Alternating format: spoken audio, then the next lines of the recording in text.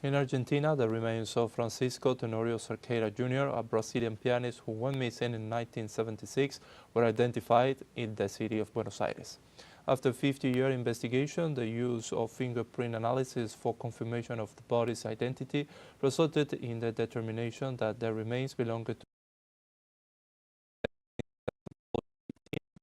the OG team, emphasized that Francisco Tenorio Cerqueira Jr. was kidnapped on March 18, 1976, and 2 days later was shot and buried as an unknown. Reports indicate that Tenorio's kidnapping was carried out, presumably by a task force belonging to the Argentine Navy, and that he was taken to the Navy's School of Mechanics, where he was tortured while Plan Condor was in progress.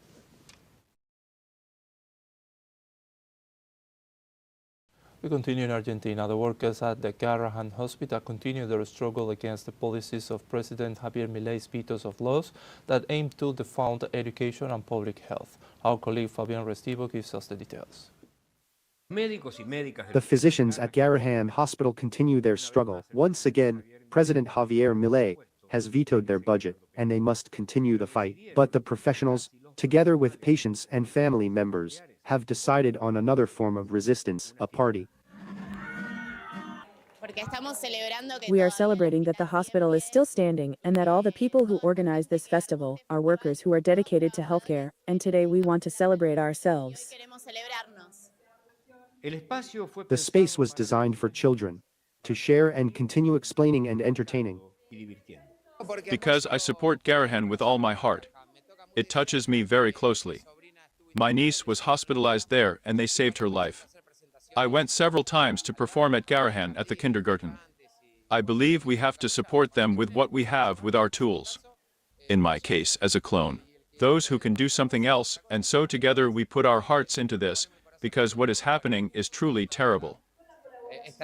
The question that needs to be asked is basic and urgent, what they expect from Wednesday's march. We expect a massive mobilization. We believe that there will be a huge response from society because they support the demand we are making and this time. We are also joining forces with the public university, which is another sector affected by the president policies, so we believe it will be a historic day, where it will be demonstrated that the vetoed party is the government, not Garrahan, not the university, and not public health. Among those present, there are some who have other reasons of their own. I am here primarily because Garrahan was everything to me. My son was ill and hospitalized in 1994. We transferred him from a private clinic to Garrahan. He was born in the capital, but due to medical malpractice, he ended up at Garrahan, thank God. At Garrahan, they did everything possible and impossible to save him. He was in intensive care for 7 months. He had a strong will to live. They didn't move him from the neonatal unit to pediatrics, and for the doctors it was encouraging to have someone who wanted to live beyond his diagnosis, which was terrible. I think that's something strong enough to always be present for everyone. So, what are the Garrahan professionals asking for? What do the Garrahan professionals want? We want to continue celebrating public health, continue celebrating our profession. We enjoy being involved in our work, being in the hospital, with the children we work with. I don't know if it's something we enjoy, being out on the streets fighting, but it makes us very proud. I mean, one thing doesn't contradict the other.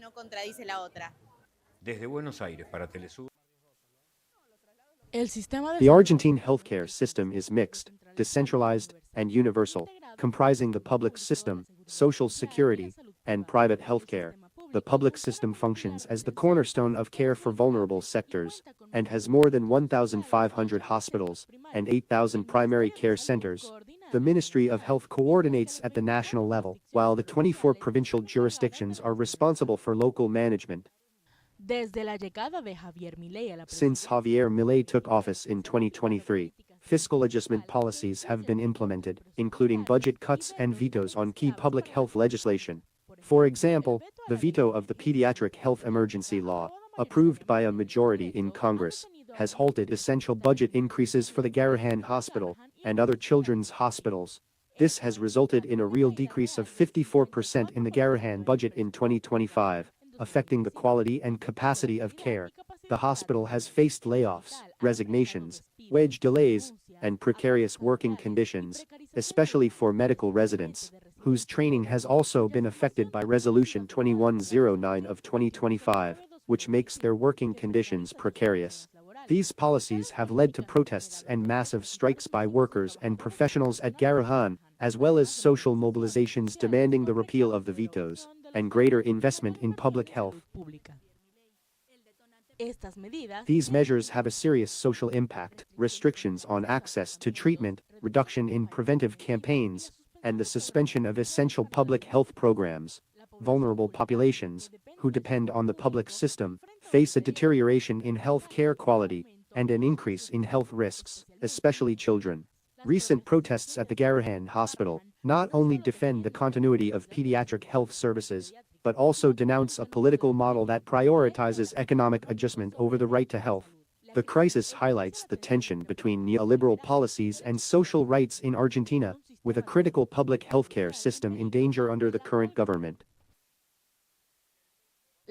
The current crisis, precipitated by President Milei's vetoes and cuts, and strongly manifested at the Garrahan Hospital, reveals how fiscal adjustment decisions affect staff working conditions and access to essential health services, putting universal rights and social inclusion in health at risk.